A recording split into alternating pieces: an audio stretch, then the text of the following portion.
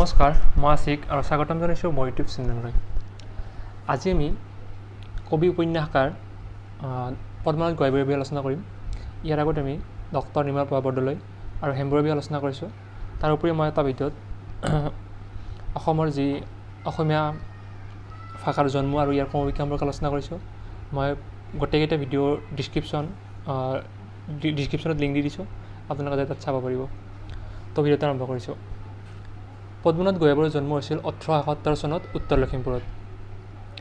পিতৃৰ নাম আছিল তেখেতৰ ঘেনাৰাম গোহাঁইবৰুৱা আৰু মাতৃ আছিল লম্বী দেৱী। 1879 চনত প্ৰাথমিক শিক্ষা আৰম্ভ কৰে আৰু 1890 চনত প্ৰৱেশিকা পৰীক্ষাত উত্তীৰ্ণ হয়। উচ্চ শিক্ষা লাভ কৰিছিল কলিকতাৰ ৰিপন কলেজত। পদ্মনাথ গোহাঁইবৰুৱাৰ প্ৰথম আলোচনী আছিল বিজুলী, 1890 চনত প্ৰকাশ পায়। উষা 1907 চনত প্ৰকাশ পায় আৰু পদ্মনাথ গোহাঁইবৰুৱাই আছাম বন্তি নামৰ এখন বাতৰি কাকতৰ সম্পাদনা কৰিছিল। পদ্মনাথ গোহাঁইবৰুৱাই যেতিয়াই কহিমাৰ আহিছিল তেতিয়া কহিমা সাহিত্য সভা নামৰ এখন সাহিত্য সভাত স্থাপন কৰিছিল আৰু অসমীয়া ভাষা উন্নতি সাধিনী সভাও পদ্মনাথ গোহাঁইবৰুৱাই স্থাপন কৰিছিল। তেজপুৰত তেখেতে বাণৰংগ মঞ্চ প্ৰতিষ্ঠা কৰিছিল। তেখেতে লিখা উল্লেখযোগ্য কবিতা উঠিছিল পদ্মবাণী, যিখন তেওঁ পানীলনাথ গগৈৰ লগত লগ লাগি লিখিছিল। তেখেতৰ পত্নীৰ নাম আছিল লীলাৱতী আৰু তেখেতৰ স্মৃতিত তেওঁ লীলাকাব্য ৰচনা কৰিছিল। তেওঁ আন কবিতা উঠিছিল জোৰণী আৰু ফুলৰ চানেকি। উল্লেখযোগ্য নাটক আছিল জয়মতী, গদাধৰ, লাচিত বৰফুকন আৰু প্ৰহৰণমূলক অৰ্থাৎ হাস্যকৰ নাটক আছিল গাঁওবুঢ়া, তেতন তামুলী, ভূতনে ভ্ৰম। তাৰ উপৰি তেখেতৰ এখন পৌৰাণিক নাটক আছিল, সেইখন আছিল বাণৰজা। পদ্মনাথ গোহাঁইবৰুৱাৰ উপন্যাস দুখন আছিল, এখন ভানুমতী আছিল 1891 চনত প্ৰকাশ পাইছিল আৰু এখন আছিল লাহৰী 1892 চনত প্ৰকাশ পাইছিল। তো ভানুমতী আছিল অসমীয়া ভাষাৰ প্ৰথম উপন্যাস।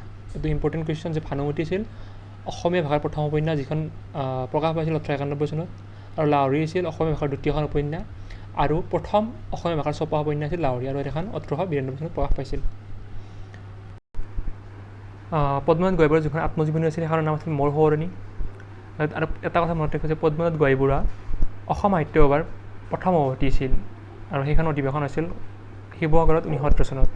অৰ্থাৎ পদ্মনাথ গোহাঁইবৰুৱা অসম সাহিত্য সভাৰ প্ৰথম সভাপতি আছিল 1917 চনত আৰু এখন হৈছিল শিৱসাগৰত। আৰু শৰৎচন্দ্ৰ বৰকটকী অসম সাহিত্য সভাৰ প্ৰথম সম্পাদক আছিল। সাহিত্যিক পেঞ্চন পোৱা প্ৰথমগৰাকী অসমীয়া আছিল তেওঁ। 1906 চনত তেওঁ এই পেঞ্চন পাইছিল।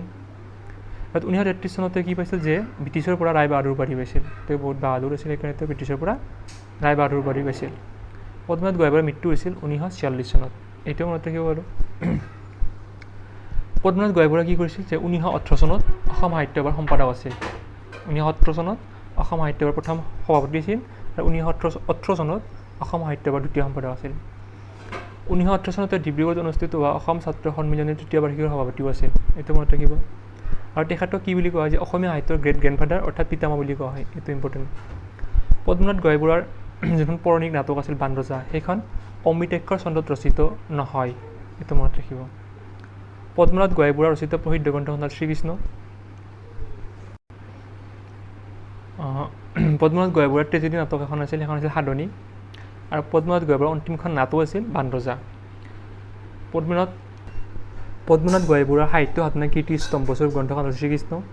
তেওঁ মনত ৰাখিব, প্ৰসিদ্ধ গ্ৰন্থ আছিল তেওঁৰ এখন, আৰু এইখন আছিল তেওঁৰ সাহিত্য সাধনা কীৰ্তিস্বৰূপ। উৰ্মিলা শীৰ্ষক কবিতাটোৰ ৰচক আছিল পদ্মনাথ গোহাঁইবৰুৱা। তো আশা কৰোঁ আপোনালোকে ভিডিঅ'টো ভাল পালে। ভিডিঅ'টো ভাল পালে ভিডিঅ'টো লাইক কৰি দিব আৰু চেনেলটো যদি প্ৰথমবাৰ হৈ আছে তেন্তে ছাবস্ক্ৰাইব কৰি ল'ব। আৰু মই আগৰ অসমীয়া ভিডিঅ'বিলাকৰ লিংক ডিছক্ৰিপশ্যনত দি দিছোঁ, আপোনালোকে তাত যায় আগৰ ভিডিঅ'বিলাক চাব পাৰিব। ধন্যবাদ, লগ পাম ইয়াৰ নেক্সট ভিডিঅ'ত।